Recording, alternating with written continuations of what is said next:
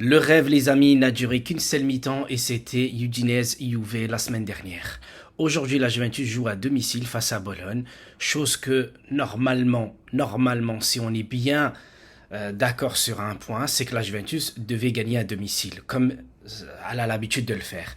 Malheureusement, depuis que Massimiliano Allegri est l'entraîneur de la Juventus, les amis, c'est de plus en plus pire au niveau des prestations de notre équipe. La semaine dernière, on a vu une belle Juventus pendant une première mi-temps.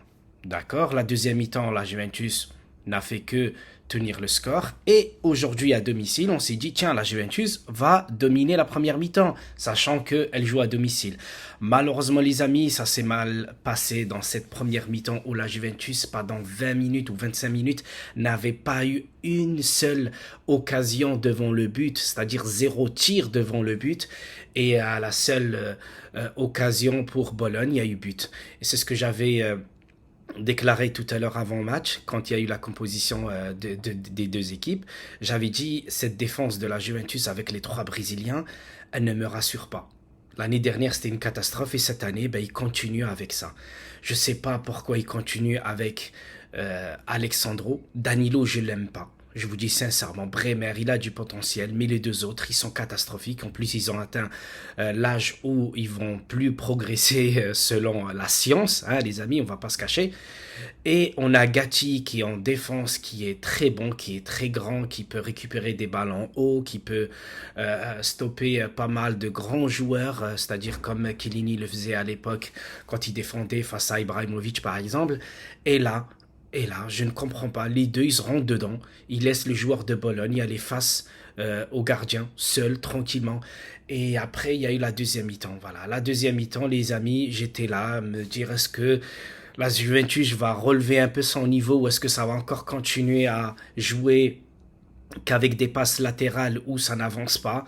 Nos attaquants, ils ont besoin d'être alimentés par les ailiers et le milieu de terrain.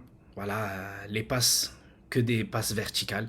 En parlant de passes verticales, je crois que Verratti va quitter le Paris Saint-Germain. Il a passé, je crois, 11 ans au Paris Saint-Germain. Au tout début de sa carrière, on disait tous, oui, ça va être un grand joueur, etc. Il va ressembler à Pirlo.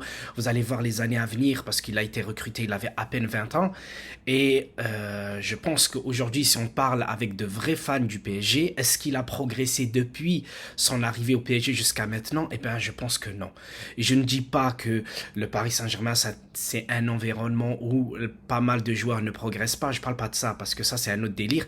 Mais là, je dis qu'un joueur de 20 ans, quand il arrive dans un grand club qui est le Paris Saint-Germain, qui domine son championnat pendant plus de 10 ans, un joueur comme Verratti doit savoir faire des passes horizontale où il élimine un, deux, trois joueurs pour la donner à son attaquant. Pourquoi? Parce que c'est une équipe qui a largement le potentiel de dominer tout son championnat et nous, on a Locatelli qui est capable de faire ça, mais malheureusement, quand il y a personne devant, quand il y a personne qui essaye de faire des 1-2 avec lui ou qui essaye de... normalement, quand une équipe joue un jeu de possession comme ça a été le cas aujourd'hui, on a joué plus que eux, la possession, quand un de nos joueurs a le ballon, logiquement, il devrait avoir au moins deux joueurs qui sont dans son champ de vision. C'est-à-dire, il peut la donner soit une passe latérale, soit une passe verticale, s'il veut y aller vite vers l'avant. Et à chaque fois, nos joueurs, ils sont en retard, ils se donnent à 100%, mais malheureusement, ce 100%-là, il est toujours inférieur à nos adversaires. C'est-à-dire que au lieu de faire une bonne passe, le mec, il se trompe, il la donne trop fort, ou il la donne sur un côté, il la donne sur un tempo réduit par rapport à notre attaquant. Si notre attaquant il la voulait devant, l'autre il lui donne derrière. C'est toujours en contretemps et c'est un truc mais dégueulasse. Et Allegri, j'en peux plus. Je vous dis sincèrement, j'en peux plus. C'est déjà le deuxième match de championnat et je vous dis sincèrement, j'en peux plus. J'ai l'impression que quand je passais mon permis il y a plus de 13 ans, je regardais toujours le levier de vitesse pour savoir si je fais bien une première ou je fais pas une troisième. Et c'est pareil, la pédale d'embrayage, je regardais à chaque fois si je mettais bien le pied sur la pédale d'embrayage et pas sur la pédale de frein. Et là, c'est la même chose. C'est la même chose. On dirait nos joueurs, ils ne se connaissent pas. On dirait on les a ramenés que un seul match par semaine. On dirait on les a ramenés que pendant le match et on leur dit allez jouer. Et tout le temps Je veux dire, tout le reste de la semaine, ils font quoi? Ils font des entraînements. Moi, je regarde des fois la Juventus et je vois quoi? Je vois toujours Vlahovic avec Chiesa en train de faire des câlins, machin. Oui, on est potes, machin et tout. Mais là, il faut que ça se montre. Il faut que ça se montre sur le terrain. C'est quoi cet entraîneur? Comment il entraîne son équipe? Moi, c'est ça que j'arrive pas à comprendre. J'espère juste que Jean Toli, tu lui donnes un mois. Tu lui donnes un mois. Si pendant un mois, il n'y a pas de bons résultats, tu le dégages. Premier match, on le gagne. Deuxième match, un nul. Vous allez voir le troisième match à Empoli, les amis. Celle qui nous a mis 4-0 l'année dernière. Vous allez voir que à Empoli, on est capable de perdre. Ou bien on est capable de marquer un but à l'arrache et machin. Et je vous rappelle, hein, ce soir, la Juventus ne méritait certainement pas de perdre parce qu'on aurait pu faire un nul grâce à notre deuxième mi-temps qui était quand même bonne. Mais n'oublions pas qu'il y avait penalty pour Bologne et qu'il n'a pas été sifflé.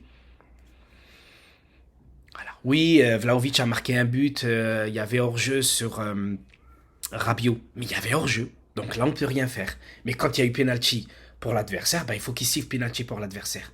Et je vous dis sincèrement, ça me saoule, mais grave. Grave, mais grave. Avant match, j'ai le cœur qui bat, la Juventus va jouer, machin, j'ai le moral, je suis très content, etc. Et dès que le match commence, je vois que passe latéral, on revient derrière. Et on revient avec Alexandro. Alexandro qui baisse la tête et qui court, je sais pas vers où. Danilo qui essaye de relancer, il relance très très mal. Voilà. Bremer, parfois il est perdu, il essaye de monter, mais derrière, tu sais que tu es le seul vrai défenseur dans cette défense à 3. Les deux autres, ce ne sont pas des vrais défenseurs. La seule bonne chose ce soir, si vous voulez, la Juventus n'a pas perdu.